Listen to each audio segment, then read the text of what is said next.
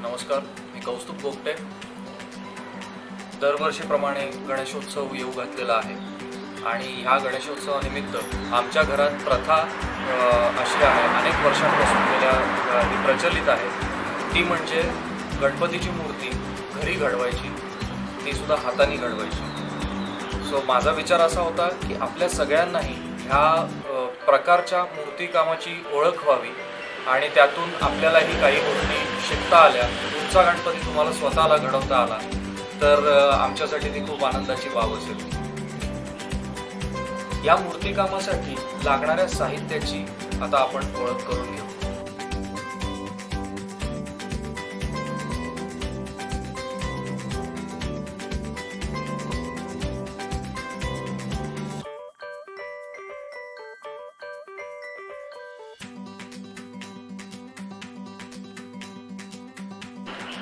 तर आता आपण या सगळ्या साहित्याची ओळख करून घेतलेलीच आहे. आता आपण बघूया की प्रत्यक्ष माती भिजवायला कशी सुरुवात करायची.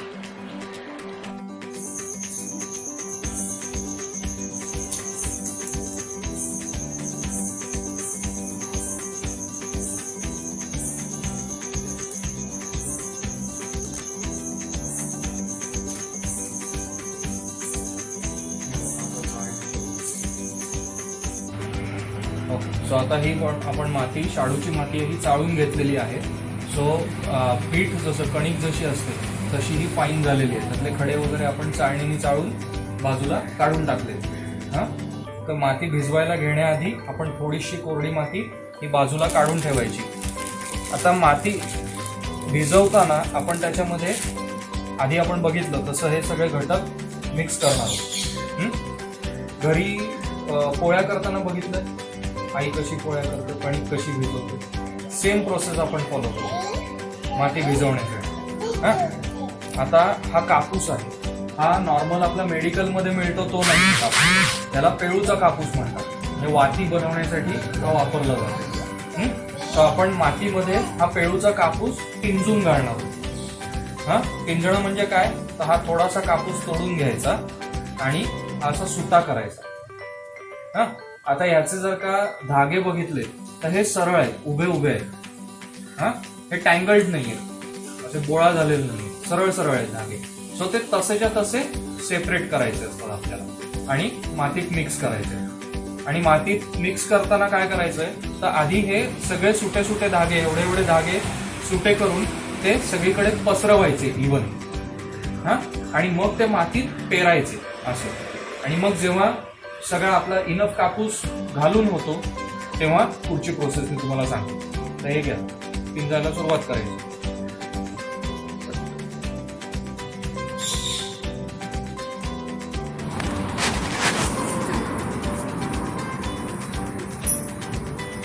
सो आता आपण हा कापूस मातीत घातलेला आहे. हा किती घालायचा, तर साधारण मातीत हात घातल्यानंतर आपल्या हाताला कापूस लागला पाहिजे. ह्या कापसाचं काम हेच आहे. आता जर तुम्ही बघू शकत असाल तर हे पहा, कापूस कसा माती धरून ठेवतो है ना.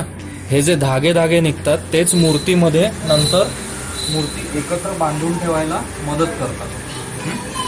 सो हा कापूस आपण आता मिक्स करून घेतलेला आहे. त्याच्यानंतर आपण त्याच्यात मिक्स करणार आहोत कागदाचा लगदा. तर हा लगदा जो आहे कागदाचा तो आपल्या आवश्यकतेनुसार याच्यामध्ये मिक्स करायचा. सो आपण जे घरी वर्तमानपत्र घेतो ते पेपर्स आपण आधी पाण्यात भिजवले आणि नंतर ते चक्क मिक्सरमधनं काढलेले कागदाचा लगदा तयार करायला. सो तो खूप कापसासारखाच पण ओला असा कागदाचा लगदा तयार होतो. तर आपण आता तो कागदाचा लगदा यात मिसळूया. आता कागदाचा लगदा आपण इथे रेडी केलेला आहे. सो त्याच्या आधी आपण कापूर घालणार आहोत मातीमध्ये, कारण शाडूची माती ही बराच काळ पाणी धरून ठेवते म्हणजे मूर्ती वाळेपर्यंत. सो त्याच्यावर चिलटं बसणं किंवा किडे त्या ह्युमिडिटीकडे अट्रॅक्ट होतात. सो तसे होऊ नये आणि शाडूच्या मातीला वास पण येतो आधी ओली असताना. सो तसा येऊ नये म्हणून आपण आधी कापूर त्याच्यात मिक्स करू. सो तुम्ही कणकेमध्ये मीठ घालताना बघितलंय, तो तसा आपण कापूर मिक्स करायचा मातीमध्ये आणि मग कागदाचा लगदा. आता तुम्हाला कापराचा वास येईल बघा माती. मिक्स करा.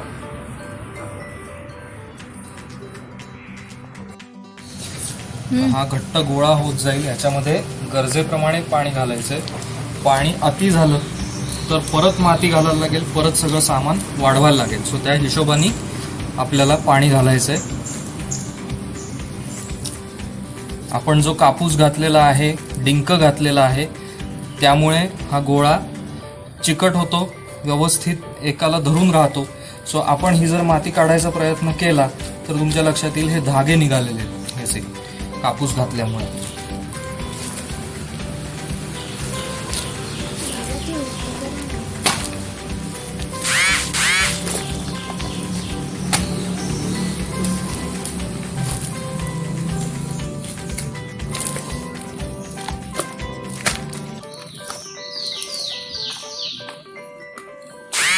माती भिजवून झाल्यानंतर ती साधारणपणे 2 दिवस मुरणं अपेक्षित असते आणि ही माती मुरल्यानंतर तिचा एकसंध गोळा जो तयार होतो त्याच्यामध्ये एक प्रकारची टेनासिटी येते, तन्यता येते आणि आपल्याला कोणतेही आकार सहजपणे करणं सहज शक्य होतं. सो आता आपण मूर्ती कशी घडवायची या बाबतीतलं पुढचा भाग बघूया. भिजलेली आहे आपली व्यवस्थित फुटून घेतली. सो हा मातीचा गोळा तयार होतो. गोळ्याला कन्सिस्टन्सी कशी चेक करायची? सो कन्सिस्टन्सी चेक करताना ह्या गोळ्यामध्ये अंगठा आपला रोतावून बघायचा.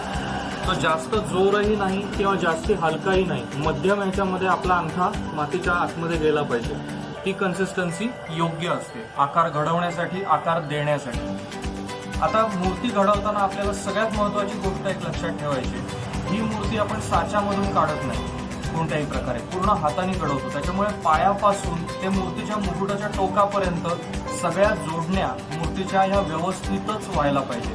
त्याच्यासाठी काळजी काय घ्यायची तर प्रत्येक आकार जोडताना, नंतर मी तुम्हाला डिटेलमध्ये दाखवेनच, पण प्रत्येक आकार जोडताना त्याची एक विशिष्ट पद्धत असते आणि ती पद्धत फॉलो करणं अत्यंत महत्त्वाचं आहे.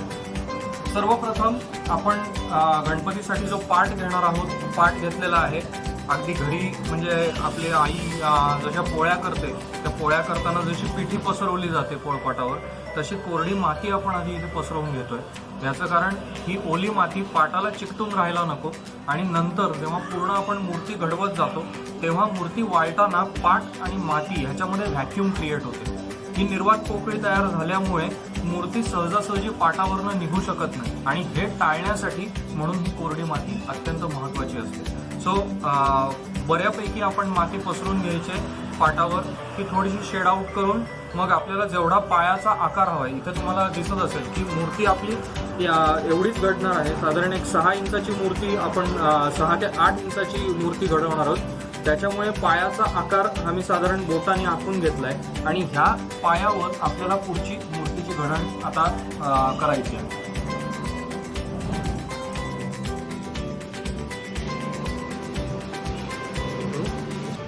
आता आपण हे 5 भाग तयार करून घेतलेले आहेत बैठकीसाठी.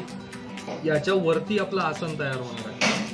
हे भाग जे तयार होतात हे जोडण्यासाठी विशिष्ट पद्धत असते. तुम्ही कधी फोटो फ्रेम जर नीट निरीक्षण करून बघितली असेल तर त्याचे जे कोपरे असतात त्यांना तिरके कट असतात. त्याच्यामुळे ती बरोबर 90 अंशात जोडलेली असते, त्याला मागून स्टेपल केलेलं असतं. सो त्याच प्रकारे आपल्याला ह्या सगळ्या 5 भागांची फ्रेम तयार करून घ्यायची. त्यासाठी हे 2 भाग मी जेव्हा जोडतोय तेव्हा ह्या भागाला असा कट आणि ह्या भागाला असा कट देणं अपेक्षित आहे. सो जेव्हाही तुम्ही कोणतेही भाग कट करता तेव्हा तुमच्याकडे जे काही साहित्य असेल त्याला पाणी लावून घेणं आवश्यक आहे. त्यांनी माती कापणं सहज शक्य होतं. तुमचं जे हत्यार आहे, टूल आहे, ते सहजगत्या मातीमधून फिरू शकतं. आता हे आपण कट जे केलेले आहेत ते जोडल्यानंतर तुम्हाला इथे दिसेल हे बरोबर 90 अंशामध्ये जोडले जाऊ शकते. आता हे आकार जोडताना विशेष काळजी अशी घ्यायची की हे साधं टूथपिक सारखं टूल मी वापरतोय. हे जोडताना मी ह्याला चोचवून घेतोय.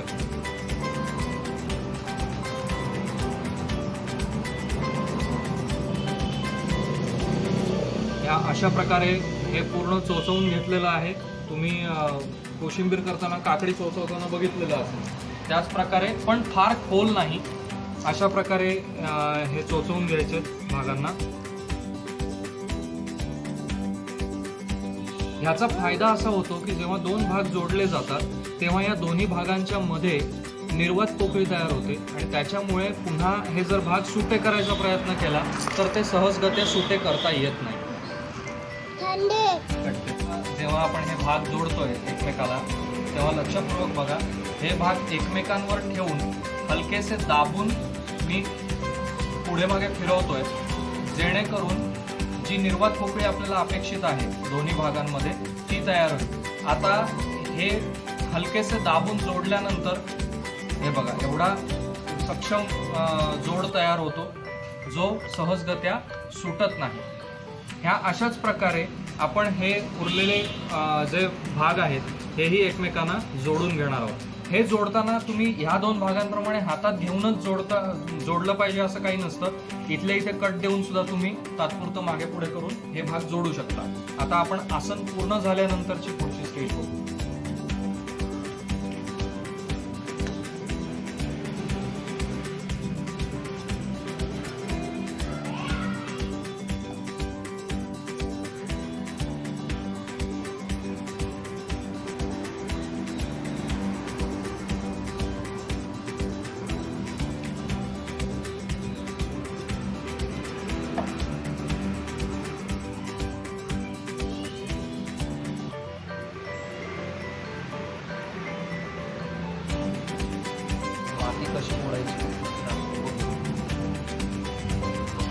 आता आपण माती कशी जोडायची हे सांधे तर जुळलेत, पण ह्याला अजून स्ट्रेंथ द्यायला लागते. सो माती एका भागाची माती दुसऱ्या भागावर अशी ओढायची असते. सो ते ओढताना मी दाखवतो.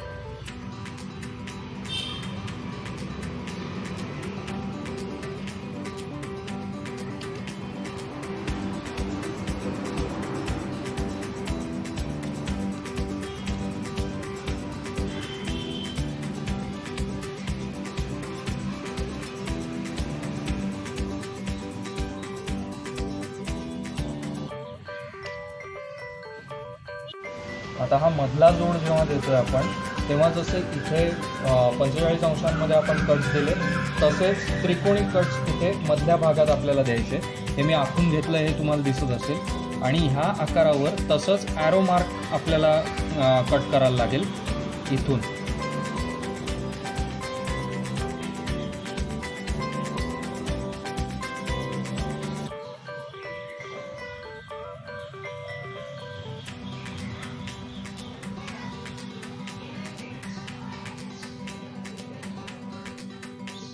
हे बघा हा ॲरो मार्क तुम्हाला दिसत असेल, हा आपण कट केलेला आहे.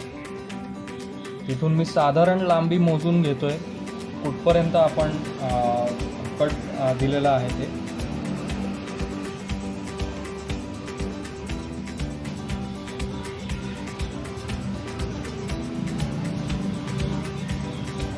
फक्त हे कट्स देताना काळजी एकच घ्यायची की हे जे कट्स आहेत हे एकसारखे झाले पाहिजेत, एकाच दिशेने झाले पाहिजेत. नाहीतर एक कट उभा आणि एक आडवा असं होता कामा नये. त्याच्यामुळे थोडी काळजी घेऊन लक्षपूर्वक हे कट्स देणं गरजेचं आहे.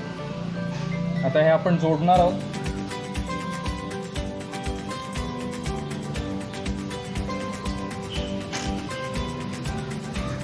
हा इथे एक त्रिकोणी कट काढलाय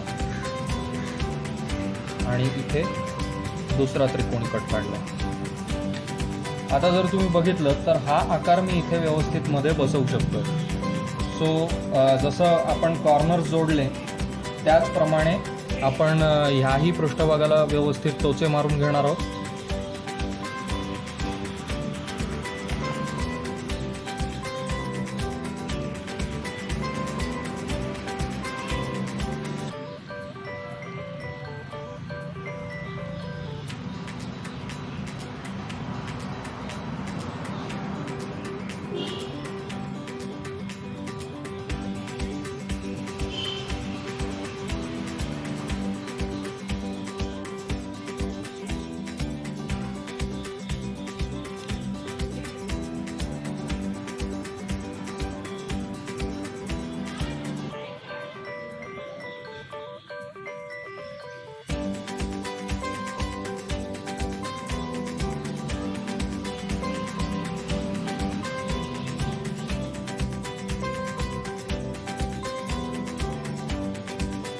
त्यानंतर एका आकारावरची माती दुसऱ्या आकारावर आपण ओढून घेतोय, जेणेकरून पूर्ण एकसंध आकार तयार होईल.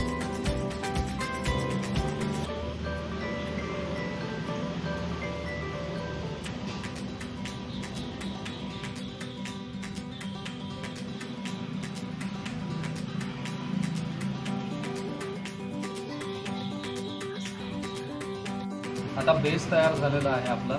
आता प्रत्यक्ष श्रींच्या मूर्तीला आपण सुरुवात करतोय. हे सुरुवात करताना आपल्याला ध्यानात घेतलं पाहिजे की गणपतीचं शरीर हे माणसासारखं आहे आणि गणपतीचं डोकं हे हत्तीसारखं आहे. त्याच्यामुळे ह्या दोन गोष्टींचा आपल्याला अभ्यास करणं गरजेचं आहे की माणसाचं शरीर हे आणि तो गणपती म्हणजे चढपातळ नाही, तो स्थूलदेही आहे, लंबोदर आहे. आणि असा माणूस जेव्हा बसतो खाली किंवा आसनावर बसलेला आहे तेव्हा त्याची पोझिशन कशी आहे ही आपल्याला बघावी लागते. आपण जी मूर्ती घडवणार आहोत ती पद्मासन घातलेली असणार आहे, त्याच्यामुळे गणपती ह्याच पोश्चरमध्ये बसलेला आहे. हे बघताना आपल्याला गणपतीच्या मूर्तीची सुरुवात ही बेसपासून करायची आहे. आत्ता ह्या अवस्थेमध्ये शरीराचा बेस हा माझा पेल्विक गर्डल म्हणजे कमरेखालचा भाग, नितंबाचा भाग, मांड्या आणि पाय हा सगळा अख्खा बेस तयार होतोय. आणि त्याच्यानंतर पोटाचा भाग, पोटाच्या भागानंतर छातीचा भाग, मग खांदे आणि मग कॉलरच आपण म्हणू शकतो. मान ही पूर्ण होत नाही कारण हत्तीचं डोकं असल्यामुळे मान अशी डेसिग्नेटेड पूर्ण दिसत नाही. सो मानेच्या ठिकाणी आपल्याला जोड देण्यासाठीचा कॉलरचा भाग हा असा आपण तयार करून घेणार आहोत. आणि ही जेव्हा आपण माती चढवत जाणार आहोत तेव्हा तुम्हाला टप्प्याटप्प्यावर मी तुम्हाला दाखवेन की कशा प्रकारे आपण ही माती चढवतो. ही माती चढवताना एक ध्यानात घ्यायचं आहे की कुठेही आपण भरीव करत नाही. ही मूर्ती इथे तुम्ही बेसला बघितलं असेल आपण मध्ये पोकळ 2 जागा ठेवलेल्या आहेत, त्या व्हेंटिलेशनसाठी आपण ह्या 2 जागा ठेवलेल्या आहेत. सो हे व्हेंटिलेशन पूर्ण मूर्तीमध्ये वरती आपण कंटिन्यू ठेवतो, त्यामुळे पोकळ मूर्ती होत जाते. सो ही बाब आपल्याला महत्त्वाची आहे आणि लक्षात घ्यायची. सो सगळ्यात आधी गणपतीच्या बसण्याचा अँगल, तो जर समोर बसला असेल तर समोर, किंवा तो जर का एक पाय मुडपलेला आणि एक अशा पद्धतीने बसलेला असेल तर हा शरीराचा जो अँगल आहे मूर्तीच्या हा सगळ्यात महत्त्वाचा असतो. आणि हा ठरवता कुठनं येतो तर पेल्विक गर्डलची दिशा, गणपतीच्या नितंबांची दिशा ही जी आहे ही त्या दिशेने असली पाहिजे. कमरेची दिशा जी आहे ही त्या दिशेने असली पाहिजे, याचं भान आपल्याला ठेवावं लागतं. हे ठेवताना आता तुम्ही बघाल हातामध्ये मी एक मातीचा गोळा घेतलाय. हा साधारण जाड भाकरीसारखा गोळा घेतलेला आहे. आणि इथे मी थोडं जवळून दाखवतो. इथे तुम्ही बघाल मी एक सेंटर लाईन डिफाईन करतोय. इथे मी अंगठ्यांनी दाबून एक सेंटर लाईन डिफाईन करतोय. ही सेंटर लाईन कसली आहे तर गणपतीने पितांबर नेसल्यानंतर जो मागचा काष्टा येतो तो अर्थातच पाठीच्या मणक्याला अलाइंड असतो. आपण जेव्हा काष्टा नेसतो किंवा धोतर नेसतो त्याचा जो भाग आहे तो मणक्याला अलाइंड असल्यामुळे ही काष्ट्याची रेष आपण पहिल्यांदा तयार करून घेतोय. आणि मग त्यानंतर माझ्या अंगठ्यांच्या खालचा जो भाग आहे तिथून मी थोडं दाबायला सुरुवात करतो आणि हा आकार असा वळवायला सुरुवात करतो. आता अत्यंत प्राथमिक अवस्थेमध्ये मी तुम्हाला दाखवतोय. आणि हे इथनं दाबताना मी कशा पद्धतीने त्याला आकार देत चाललोय बघा, जेणेकरून तुम्ही हे मागून बघितल्यानंतर आता ही काष्ट्याची रेष आपली डिफाईन झालेली आहे. आणि हा जो भाग आहे हा नितंबांचा खालचा भाग आणि हा पुठ्ठ्याचा भाग हा आपल्याला लक्षात येईल. म्हणजे जेव्हा मूर्ती आपण बसवू गणपतीची तेव्हा ती अशा प्रकारे बसेल आणि इथून पुढे गणपतीची मूर्ती वर तयार होईल.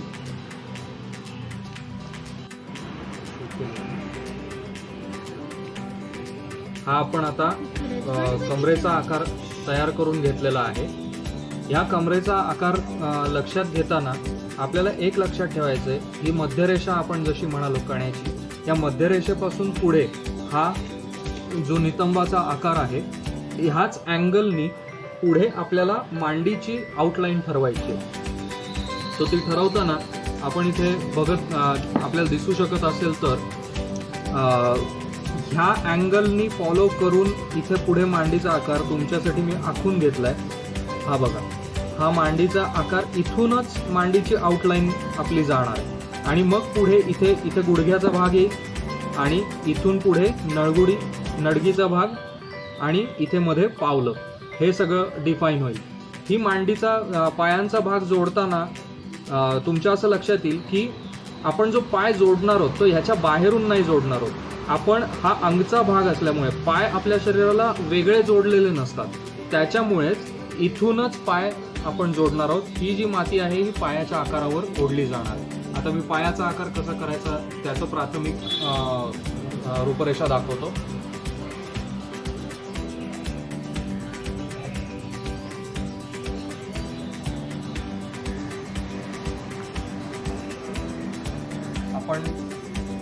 आपण मातीचा गोळा करून घेतलेला आहे आणि ह्या गोळ्याचा आपण दंडगोल तयार करतोय, जसा बेससाठी तयार केला होता तसा.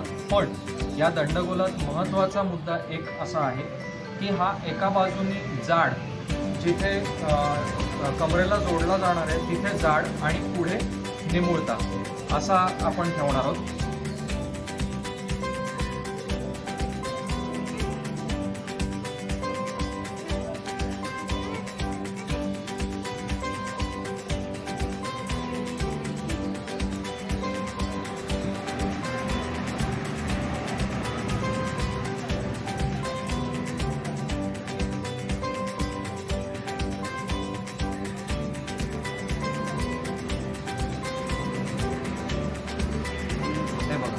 हा एका बाजूनी जाड तर एका बाजूनी निमुळता आकार आपल्या हातामध्ये आहे. जर तुम्ही रिलेट करायला गेला तर हा आकार इथून सुरू होऊन साधारण इथपर्यंत येतो आणि हे करताना हा मांडीचा भाग गृहीत धरायचा. मांडीचा भाग गृहीत धरून इथे साधारण गुडघा येईल अशा पद्धतीने तुम्ही हा पाय वळवलात आणि पुढे त्याला निमुळतं करत आणायचंय. कारण गणपती हा स्थूल देह आहे, त्याच्यामुळे त्याचे पाय अगदी निमुळते नाहीत. ही गोष्ट मी इथे अधोरेखित करतोय. ही गोष्ट तुम्ही गणपतीची मूर्ती घडवताना लक्षात घेणं गरजेचं आहे. साधारणपणे तुम्ही लहान बाळं जर ऑब्झर्व केली तर त्या लहान बाळांचे पाय जसे असतात तसे पाय गणपतीचे असतात. सो हे इथे निमुळतं करत आलोय आपण आणि ह्या निमुळत्या आकारातूनच आता तुम्हाला मी जवळून दाखवू इच्छितो की हा निमुळता आकार आहे. इथनंच पुढे एका बाजूनी थोडंसं दाबलं की पावलाचा आकार आपल्याला साधारण लक्षात येईल.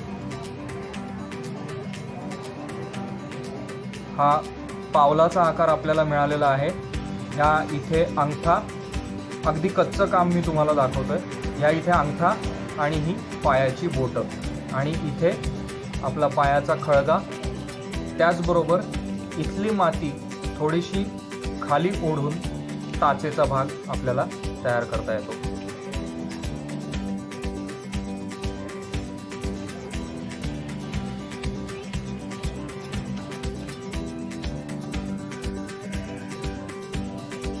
हे बघा, आता तुम्हाला लक्षात येईल की हा अंगठ्याचा भाग तयार झालेला आहे.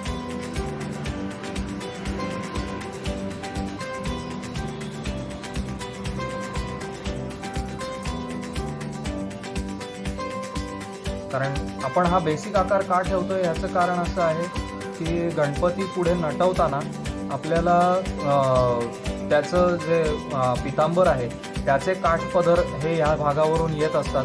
त्याच्यामुळे अगदी आत्ता तातडीने तुम्ही या भागाचं डिटेलिंग केलं नाही तरीही चालू शकतं, पण साधारण ह्या गोष्टींचं भान ठेवणं गरजेचं आहे की आपण आकार कुठे प्लेस करणार आहोत, कसा प्लेस करणार आहोत, तो कसा दिसेल. याच्यासाठी एक साधा सोपा एक्झरसाइज मी तुम्हाला सुचवू इच्छेन की रोज सकाळी आपण जेव्हा आंघोळ करून येतो, आपण जेव्हा आवरतो आपलं, तेव्हा एक 5 मिनटं आपण आपले हात, आपले पाय हे आरशासमोर नीट ऑब्झर्व केले तर आपल्याला हे आकार चटकन उमगतात. आपण त्याच्यासाठीचा जो काही अभ्यास आहे, आपल्या डोळ्यांचा, नजरेचा अभ्यास जो आहे तो आपला पक्का होत जातो. आता हे बघा, ही नळगुडी किंवा नडगी आपण ज्याला म्हणतो पायाची, ती तयार झालेली आहे. हा भाग मी तसाच ठेवून देतोय कारण पुढे पितांबराच्या टेक्स्चरसाठी आपल्याला त्याचा उपयोग होणार आहे. साधारण मी नडगी डिफाईन केली आहे. त्याच्यानंतर ह्या इथे थोडंसं दाबलंय जेणेकरून मला गुडघा फॉर्म करता येईल आणि इथे गुडघ्याची वाटी तयार झालेली आपल्याला दिसेल.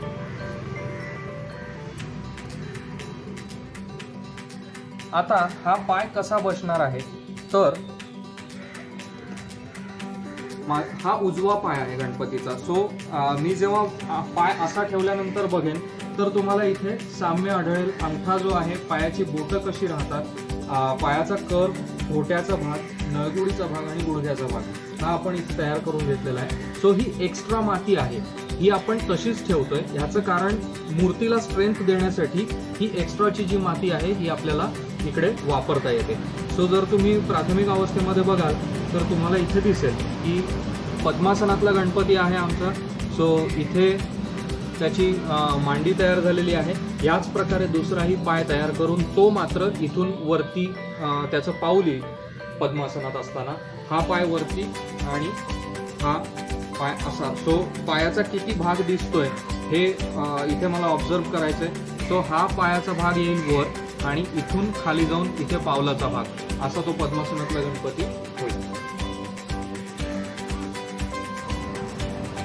सो आता आपण दोन्ही पाय जोडून घेतलेले आहेत, जोडण्यासाठी तयार आहे. आकार तुम्ही बघितलेत, मगाशी मी कसा करायचा ते दाखवलं. हा अर्ध पद्मासनातला आकार आहे. सो एक पाय खाली आणि एक पाय वर, अशा पद्धतीने. हा अंगठ्याचा भाग, हा अंगठ्याचा भाग, उजवा पाय, डावा पाय गणपतीचा. सो हे आपण मग पुढनं बघून व्यवस्थित अलाइन करून घेऊ शकतो.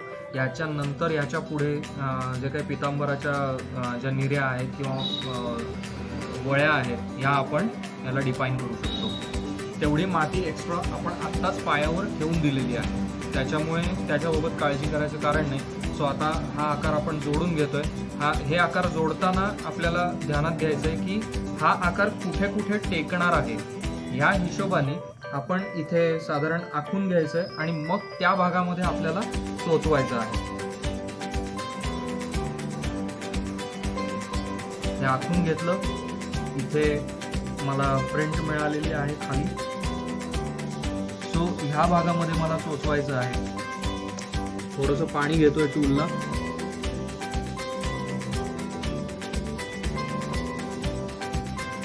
आणि हे चोचवताना अक्षरशः काही दयामाया न दाखवता फक्त आकार बिघडू नाही द्यायचा एवढी काळजी घ्यायची. पण व्यवस्थित डीप चोचवलं गेलं पाहिजे. याचं कारण असं आहे की आपण जी मूर्ती घडवतोय ही मूर्ती आपल्या श्रद्धास्थानाची असते. त्याच्यामुळे नंतर काहीही अघटित होऊन त्याचा रसभंग होऊ नये याच्यासाठी आपण आधीच ही काळजी घेणं फार महत्त्वाचं असतं. आता हे देखील जोडताना मी टोचवून घेतोय.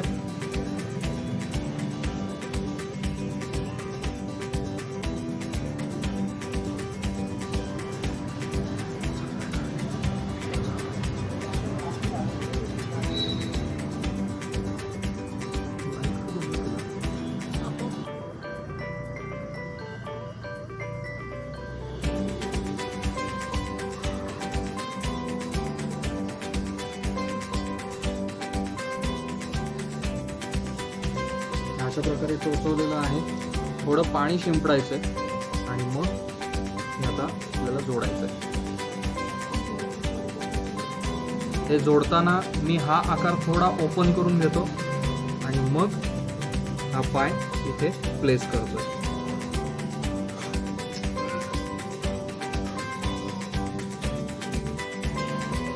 याच प्रकारे पुढे मूर्ती घडवताना आपण पोटाचा भाग, जसा कमरेचा भाग बनवला तसाच पोटाचा भाग आधी आपण पोकळ तयार करून घेणार, तो जोडणार.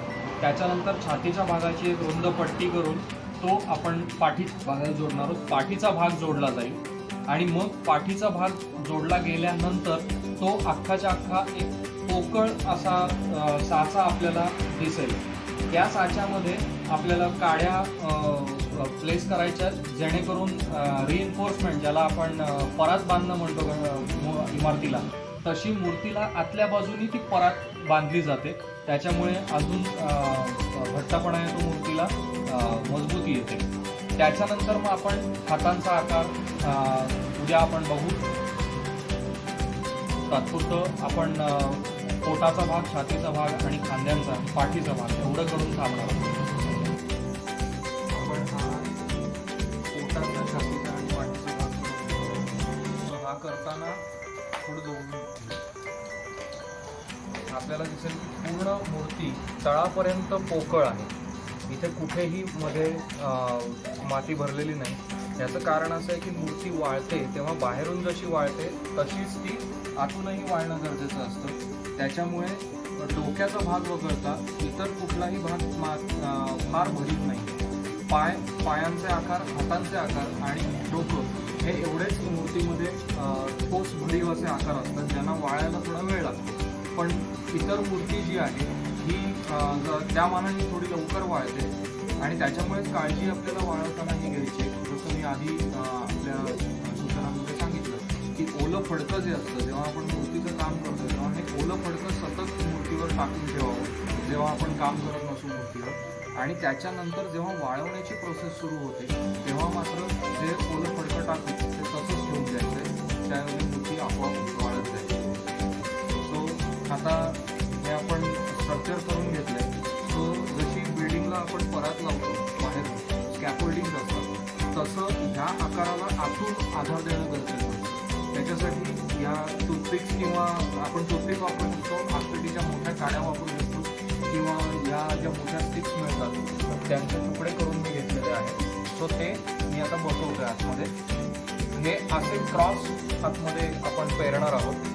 त्याच्यामध्ये तुमच्या माहितीसाठी म्हणून मी फक्त वर ठेवून दाखवतो. सो हे क्रॉस पेरल्यानंतर मग आपल्याला पुढचं काम व्यवस्थित करता येतं.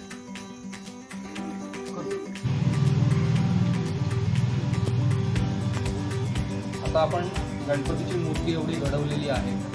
डोकं कसं करायचं हे मी तुम्हाला असं दाखवतो. मी आधी एवढ्यासाठी करून ठेवलं की त्याचा फायनल जो आकार आहे डोक्याचा तो आपल्याला कसा दिसेल, कसा बसेल याचा अंदाज यावा.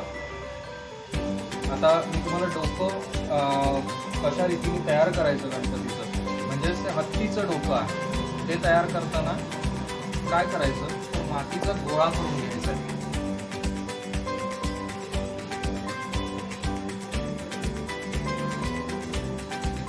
आणि हा सगळा हातांचा उपयोग आहे. या आकारामध्ये गोळा करून घेतल्यानंतर त्याला एका बाजूनी थोडासा लांबुळका आकार द्यायचा आहे, अंडाकृती करायचं आहे.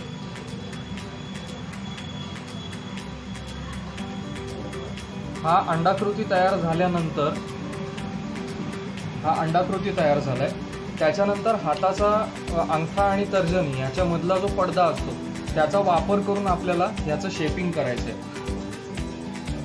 तर मी हाताला थोडंसं पाणी लावून घेतलंय, जास्ती नाही, हात फक्त मऊसर ओला होईल इतकंच पाणी लावायचं आहे. आता मी कसा धरतोय तो बघा.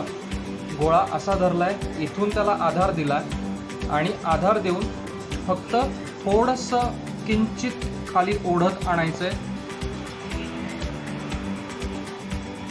ही जी ग्रीप आहे ही मेंटेन ठेवायची आहे. आणि जसं दार उघडतं बिजागरीने तसं बिजागरीसारखा आपला हात फिरला पाहिजे.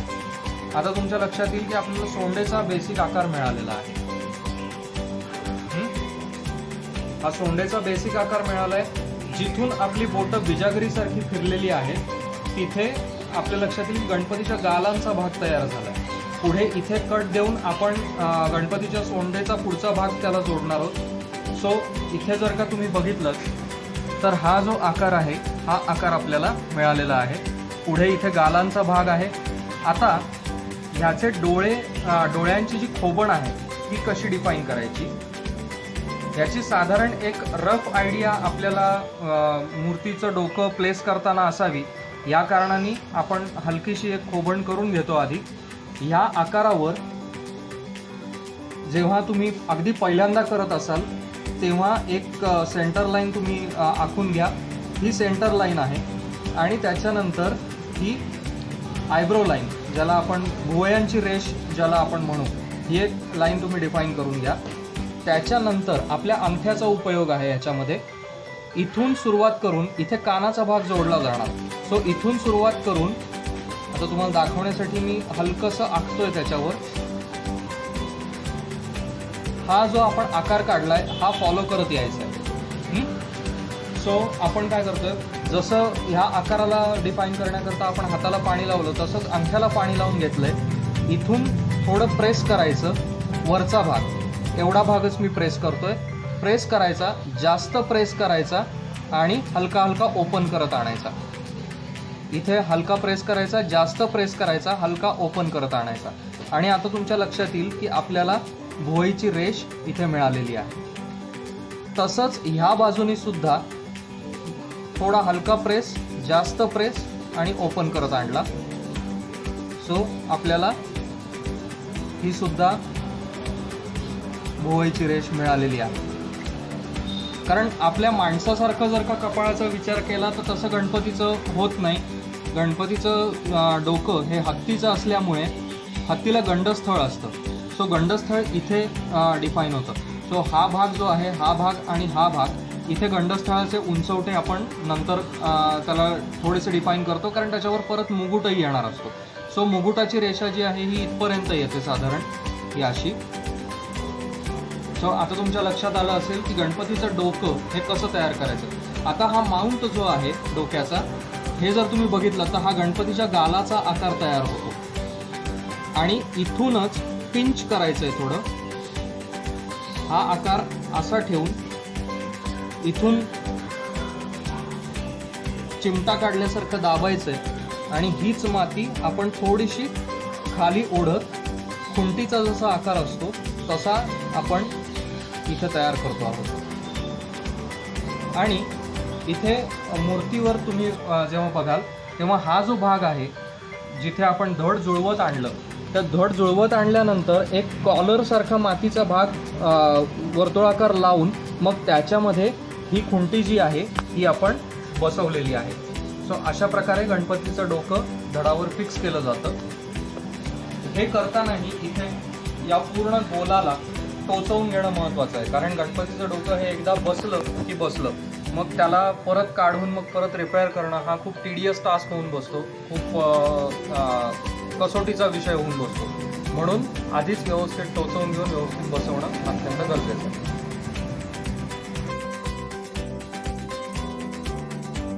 आता आपण हातांचा आकार बघणार आहोत. हातांचा आकार बघताना तुम्ही जसं मी आधी सांगितलं तसं रोज एकदा आपल्या आरशामध्ये आपले हात कसे दिसतात, कुठल्या पोझिशनला कसे दिसतात याचं ऑब्झर्वेशन करणं, निरीक्षण करणं महत्त्वाचं आहे. सो गणपतीचे मागचे जे दोन हात आहेत हे पाशांकुश धरमदेवम आपण ज्याला म्हणतो, की पाश आणि अंकुश असे त्याच्या मागच्या दोन हातांमध्ये त्यांनी धारण केलेले आहेत. सो ते जो पाश आहे त्याची दांडी किंवा अंकुशाची दांडी जी आहे ती त्यांनी धरलेली आहे. सो आपण जेव्हा कुठलीही वस्तू हातात धरतो तेव्हा आपली मूठ कशी होते हे आपण ऑब्झर्व करायचं आहे. हाताचा अँगल काय होतो. जर मी असा धरलेला असेल हात, तर ह्या अँगलला हात असा आहे, हा हाताचा मूळ स्टेम आणि इथून पंजा सुरू होतो. सो बोटं कुठल्या दिशेने वळले आहेत, अंगठा कुठल्या दिशेने वळला आहे, पंजा कसा वळलेला आहे हे दोन्हीकडून बघून घ्यायचं की आपल्याला ते लक्षात येतं की कुठं कसा आकार आपल्याला घडवायचा आहे. ओके. सो हे नीट ऑब्झर्व करून घ्यायचं की आपल्याला पाश अंकुश असे ठेवायचे का सरळ ठेवायचे, त्याच्यावर हा जो अँगल आहे हा ठरत असतो. आपण हाताचा आकार कसा तयार करायचा हे बघू. इथे मूर्तीवर जर तुम्ही बघितलं तर खांद्यांचा भाग आणि दंडाचा भाग आपण जोडून घेतलेला आहे एकत्र. याच्यासाठी काय केलं तर मांडीच्याच भागासाठी आपण जसा मोठा सिलेंडर बनवून घेतला होता तसाच बनवून घेतलाय. तो चपटा करून इथे जोडलेला आहे आणि त्याला इथे मध्ये फक्त एक रेष स्प्लिट म्हणजे ओळखण्यासाठी म्हणून दंडाचा भाग, दोन्ही दंडांचा भाग ओळखण्याकरता फक्त मध्ये एक स्प्लिट केलेला आहे. मागच्या हातांसाठी कट दिलेला आहे, पुढच्या हातांसाठी कट दिलेला आहे. आता ह्या हातांच्या कटसाठी आपल्याला एक लक्षात घ्यायचं आहे, हा हात इथून असा येणार आहे. सो त्याचा कट जो आहे हा असा दिलाय आणि पुढचा जो हात आहे हा इथून पुढे येणार आहे. त्याच्यामुळे त्याला असा कट दिलेला आहे. हे कट्स कशासाठी, तर माती जोडताना, हातांचे भाग जोडताना ते आपल्याला व्यवस्थित टोचवता यावं आणि माती व्यवस्थित इथे मर्ज करता यावं. आता हाताच्या आकाराबाबतीत बघूया. आधी लांबूळ का सिलेंडर करून घेतलेला आहे, गोल करून रोल करून घेतलेला आहे. आता इथून मी थोडंसं त्याला दाबतोय,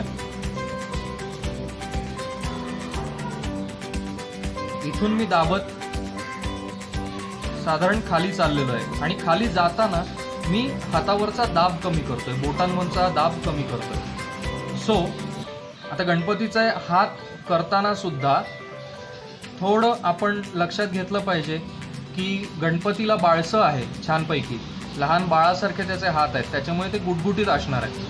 सो हे लक्षात घेऊन आपण मनगट आणि जो फोरहँड ज्याला आपण म्हणतो तो फोरहँड आपण व्यवस्थित डिफाईन करायचा आहे. आता हा हात झाला हाताचा बेसिक आकार, अगदी बेसिक. हे इथे मनगट झालं आणि हा फोरहँड झाला तयार. हा जो भाग आहे हाताचा हा तयार झाला. सो इथून आता मी ठरवायचं आहे की मला मूठ करायची आहे तयार, की आशीर्वादाचा हात करायचा आहे, की मोदकाचा धरणारा हात तयार करायचा आहे. सो जर मूठ असेल तर हा मी हात असा बघताना, आता परत आपण जो अँगल बघितला होता त्याप्रमाणे आपण डिफाईन करायचा आहे. हा अँगल असा असेल तर मी हात असा बघताना अंगठा इथून इथे पुढे येणार आहे आणि जी बोटं आहेत ती अशी येणार आहे. सो नखानीच थोडंसं आयडिया यावी म्हणून करून घ्यायचंय. ह्या इथे अंगठा आणि इथे बोटं, इथे बोटं येतील, इथे करंगळी येईल आणि तिथून खाली मी थोडंसं दाबतोय नखाने. याचं कारण आपण जेव्हा हात असा बघतो तेव्हा बोटांची लेवल आणि आपल्या तळव्याची लेवल ही वेगवेगळी असते. हा आता अंगठ्याचा जो मावसल भाग आहे हा तयार होतोय.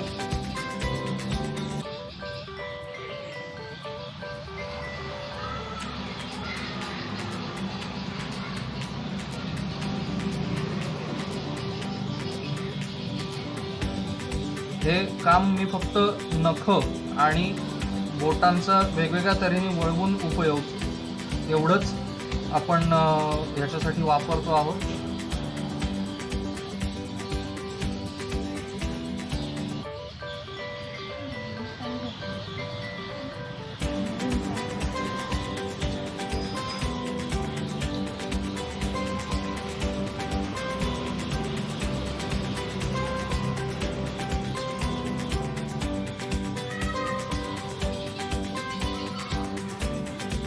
हे बघा, आता हा हाताचा प्राथमिक आकार तयार झाला. आता हा जोडल्यानंतर आपण ह्याला बोटांचं कोरीव काम वगैरे गोष्टी करणार आहोत. कारण हात जोडताना जर तुम्ही आधीच खूप डिटेलिंग केलं तर हात जोडताना आकार बिघडण्याची शक्यता असते.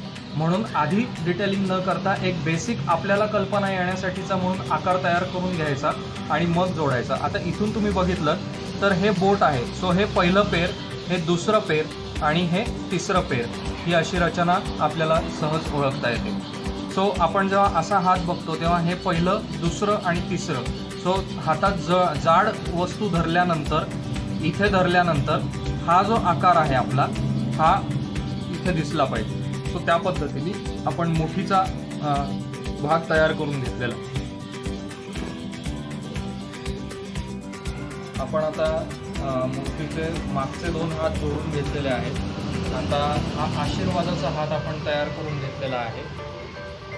तर हा जोडताना आपण टोचवून घेतोय. इथे तुम्ही बघत असाल केवढ्या प्रमाणात टोचवलेलं आहे. सो इथे मूर्तीवर सुद्धा आपण टोचवून घेतलं. आता हा ज्या ज्या सरफेसला जोडला जाणार आहे हात तिथे तिथे टोचवून घ्यायचं. सो हा हात असा जोडला जाणार आहे इथे. सो मी या दोन्ही सरफेसेसना टोचवून घेतलंय आणि आता मी हा हात जोडतोय.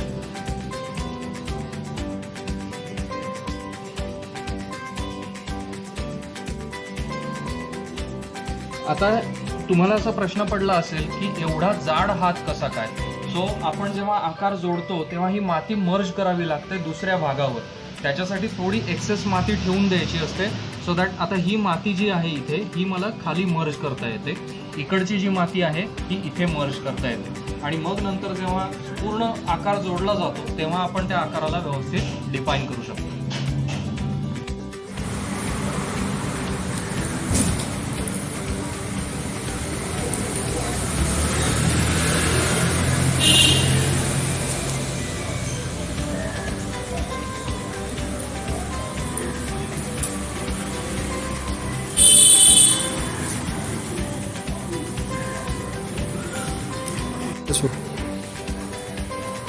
आता आपण डोक्याचा भाग कसा बनवायचा ते बघितलं होतं. त्याच्यानंतर सोंडेचा भाग बनवून जोडून घेतलेला आहे.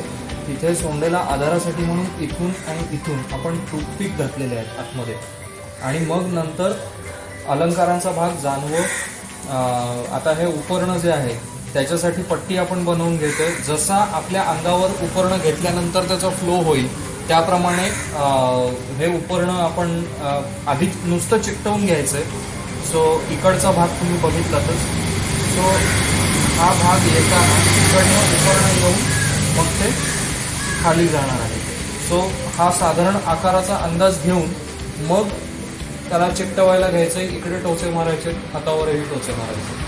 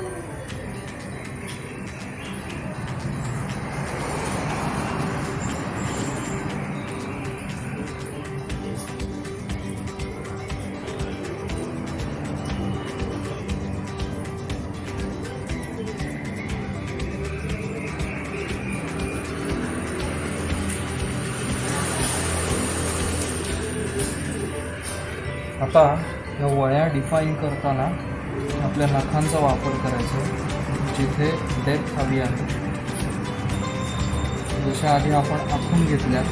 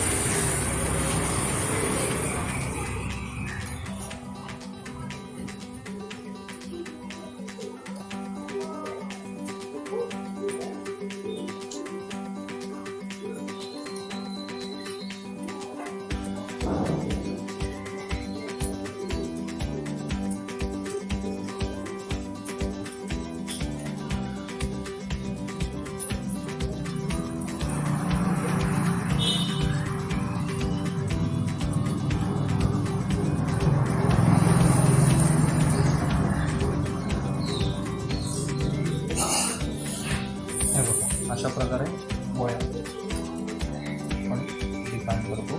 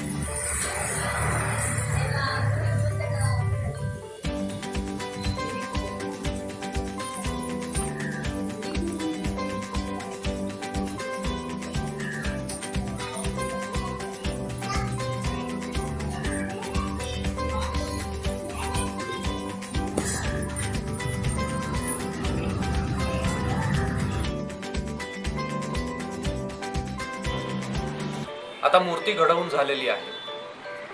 ही नुसती घडलेली मूर्ती आपल्याला आपण बाजारात बघतो तशी काही पॉलिश्ड किंवा चकचकीत अशी दिसणार नाही निश्चितच, कारण आता ती ओली आहे, त्याच्यावर काही संस्कार होणं अपेक्षित असतं. या संस्कारासाठी आपल्याला त्या मूर्तीला पुन्हा तयार करायचं असतं.